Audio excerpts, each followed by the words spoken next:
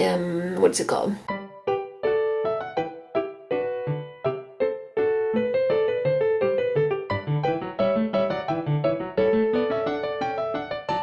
Hey guys, today we're going to create page. And this one's going to be pretty simple and fast. And what I want to do is take one we've already created and do the back. And so I'm going to remove this so that I can work without it being bulky, and I'll put it back on later. And I want to take a piece of paper and put it on my mat here to catch any paint, and I'm going to put some gesso down on this piece of chipboard and just give it a coat because I want to seal my chipboard so that the paint that I use next will not soak in so easily. You don't have to do this. You could use paint and just put a couple of coats on there and it can serve as its own little sealer, but I'm going to go ahead and put gesso down.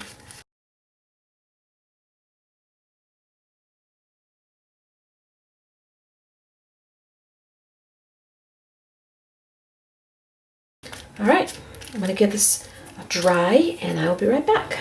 Next thing I'm going to do is put a coat of paint called Riviera Tan by Anita's down. And I don't know if this is the color I really want, but I'm going to try it and see. I just want a beigey color.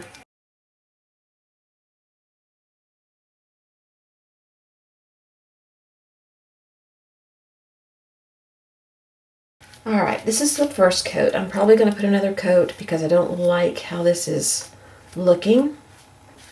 And if I don't like the second coat, I'll probably change colors. So I'm going to dry this and then I'll come back and put a second coat on. Actually, I'm going to dry it and put a second coat on and then I'll come back after it's dry. I like that okay, but I want to add a little bit of a lighter color in, so I'm taking some of this antique white. I've got a little bit out here on my mat, and I'm taking a makeup sponge and a stencil that is called Mini Art Is, and it's a Crafter's Workshop stencil, and I'm going to use it to give myself a little bit of a contrast all around the edges. The middle's not going to be seen a lot. Not a lot of the edge is going to be seen, in fact, but I still want some of this down for the edges that do show. And it doesn't have to make sense. It doesn't have to read perfectly or anything like that. I just want to get a little contrast down here. There we go. I like that. It gives me a little contrast. Can you see it if I angle it? Okay, so I'm going to put a little bit down here, a little here, a little here. Probably leave the center alone because I'm not going to be using the center. It's going to be covered. And when I'm done, I'll come back. And I may, after this dries, add another coat of even a lighter color, maybe a white on top of this. I'll let you know if I do that. I am going to go ahead and do a white color. It's just so you can use white paint. And I'm just going to go around the edges a little bit. Like I said, a lot of this is not going to show because we're going to use one of these fabric samples on here. So I just want a little bit of texture, visual texture here.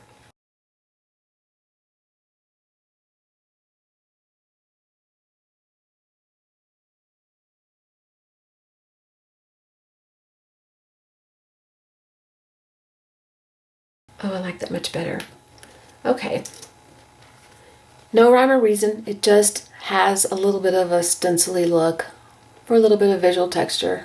Okay, I'm going to dry this and then I'll come back. All right, what I'm going to do now is I'm going to utilize that heart that we created out of our page from yesterday. What is yesterday's number? Number 7, I think. We made this. So I'm going to use this heart today, and I found in my fabric some upholstery swatches, and you've seen me use these before. So I grabbed one that I really liked, and I'm going to decide which side I want to use because both sides are really pretty. I think that side's really lovely with the white showing.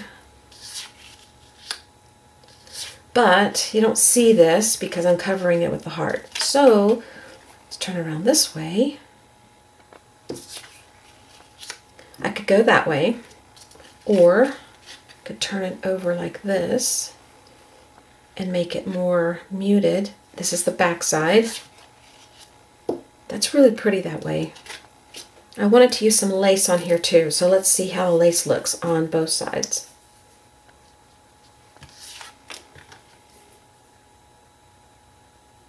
Oh, I like that. We're going to do that. Okay. So this is just a fabric swatch. It's a sample. I'm going to glue it down with wet glue. And if you don't have a fabric sample, just grab a piece of fabric or piece of paper. Like I said in the last video, this is just for inspiration. Improvise and make it your own. Make it however it suits you and what you have available.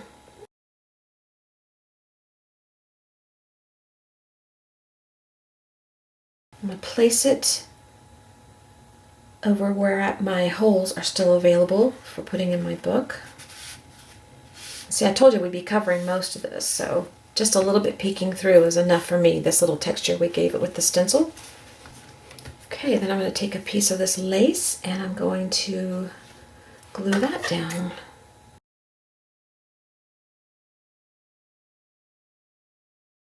I'm going to go ahead and trim that off. I'm going to go ahead and distress my heart with Tim Holtz Walnut Stain Distress Ink, just to make it stand out just a little bit against the background that we've got down there.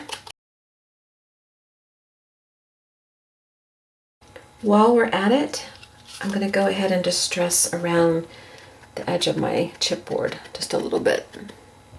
All right, now we're going to put our heart down, but before we do, I want to do something to my heart, and I thought what I would use is something we also used yesterday for this project, is the negative space for this heart. This piece right here, it's got fabric on it. I really like this area. I thought I would just put that down here and see if I liked it. Maybe I'll do this one. No. Let's put that there. So if I put that there, and we have a piece of lace left, I could put that in there. And I have these embellishments I want to use, and like I said, if you don't have stuff that I have, use whatever you have. It doesn't have to be like this. You can use anything, flowers, ephemera, paper, cut your own little flowers out, cut your own little keyhole, whatever you think would look good on yours. I like that. I think I might do that actually. Just a piece of scrap down there. And then I have a key that I want to put down. Now I was going to stitch the key to this before I glued it down, but then I decided that it would be too, it would stand up like this too much. So I'm just going to glue the key down.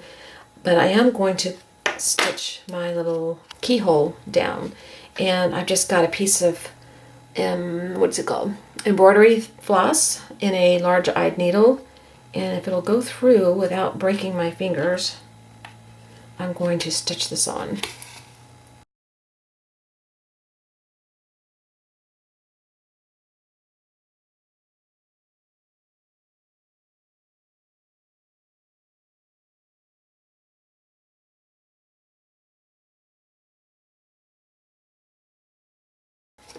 All right, and I am going to put a little bit of glue here just to help this stay down.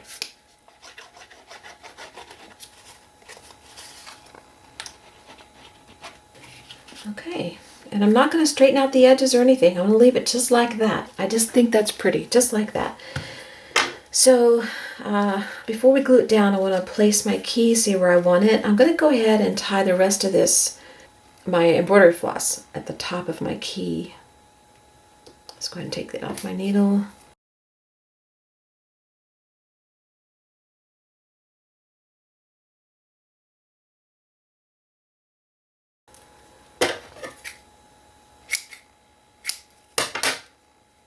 Okay, and where's this going to go? Right here. So I'm going to glue my key down first. And this is going to take a while for it to dry. Then we'll glue this down.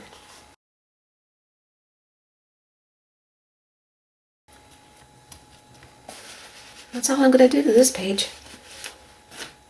It's going to have to sit for a while, and I should have used a stronger glue for this, but I'm hoping the Aleene's will do me right and just stick really well. It probably will, but I normally would have used a Fabri-Tac or something like that because these are a little heavy. I am going to set something hard and heavy on top of my page, so it'll help it. Okay, that's all I'm gonna do. Simple, easy, fast, fun, and so cute. Okay, I'm gonna let this dry, set something hard on it, and then I'll attach this back here, and you'll see a little clip on this side. So, all right, I'll see you in the next video for page number 9. Have a great whatever it is. Bye-bye.